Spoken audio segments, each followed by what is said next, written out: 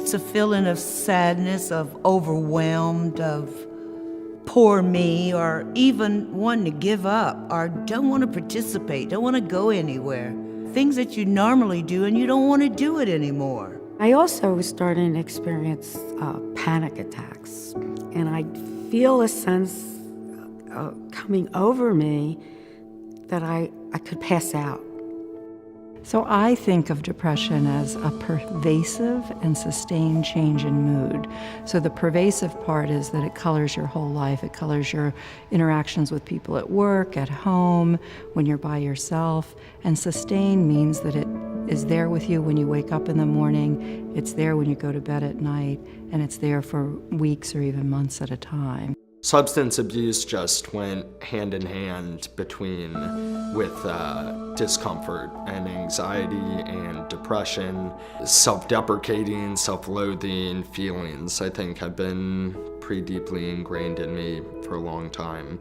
It was very frightening. It was, my mom's symptoms were unbalancedness. She might fall up the steps or fall down the steps. I remember driving with her.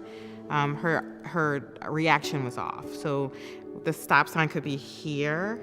She would stop a little bit further out of the stop sign. So it was a little scary. Depression is really a bad news, good news story. The bad news is it's a terrible illness. It can cripple, it can kill. The good news is it's a highly treatable condition. There's reason for hope if you're depressed. When you're in a deep depression, you may not think that you deserve to feel better. And so it may take someone in your life to recognize that you're not doing well, to kind of push you to get up and get the help. But certainly it is treatable. We have medications to treat it. We have psychotherapy, as I mentioned.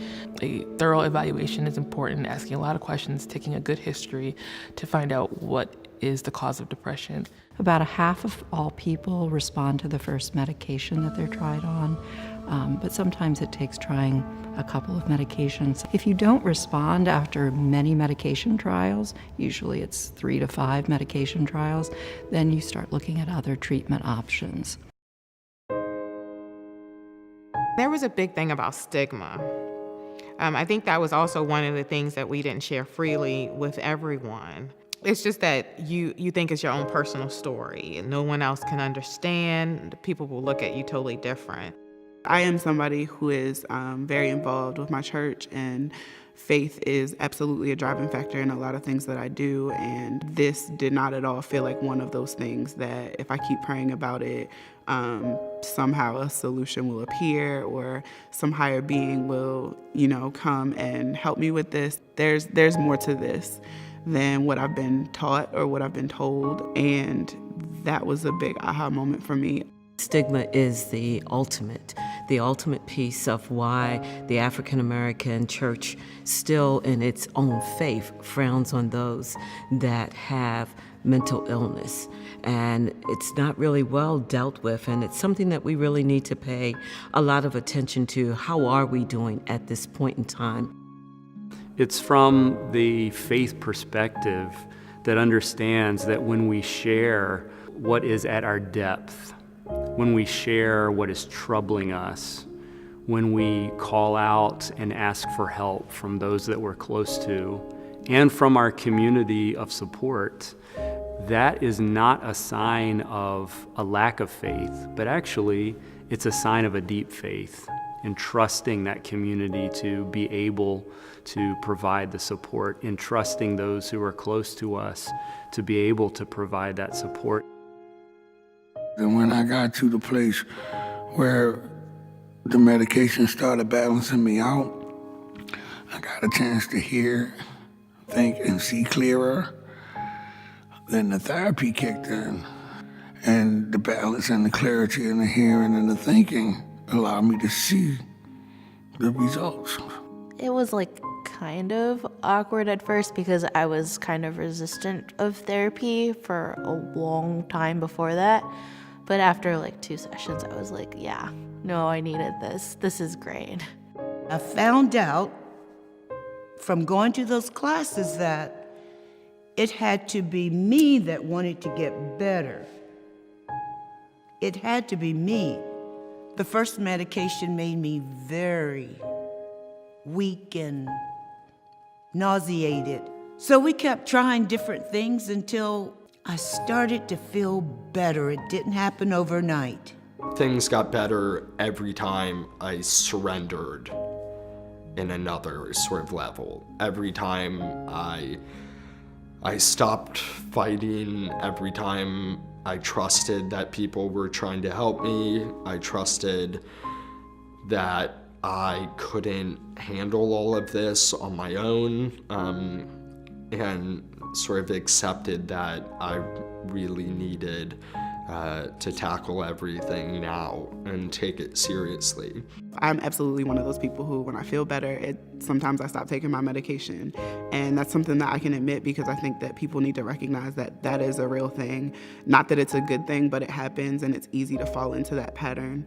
And so some of that transition between psychiatrists has been because of me. Some of it has been because of disagreements in the way I'm being treated. But having a therapist who pushes me to always find someone new or make sure that I'm staying on top of that has been very helpful.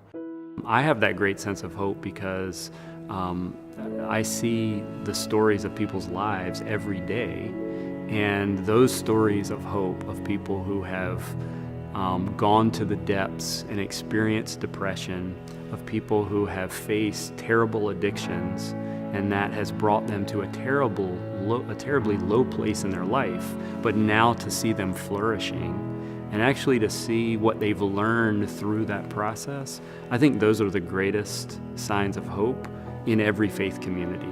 And I think it's a great sign of encouragement that we know the support is there, we know the healing is there, and it's awaiting those who just need to walk through that door. Even today sometimes, with life, just life, I kind of get sad and down and out. But I have tools now that I use that I learned when I went to the outpatient hospital, and I can use those tools and they work for me. That's what keeps me going, knowing that I have potential and that there are things that get in the way of that at times, but I want to overcome those things and be the person to say, I have depression, I have anxiety, but that didn't stop me from doing X, Y, Z.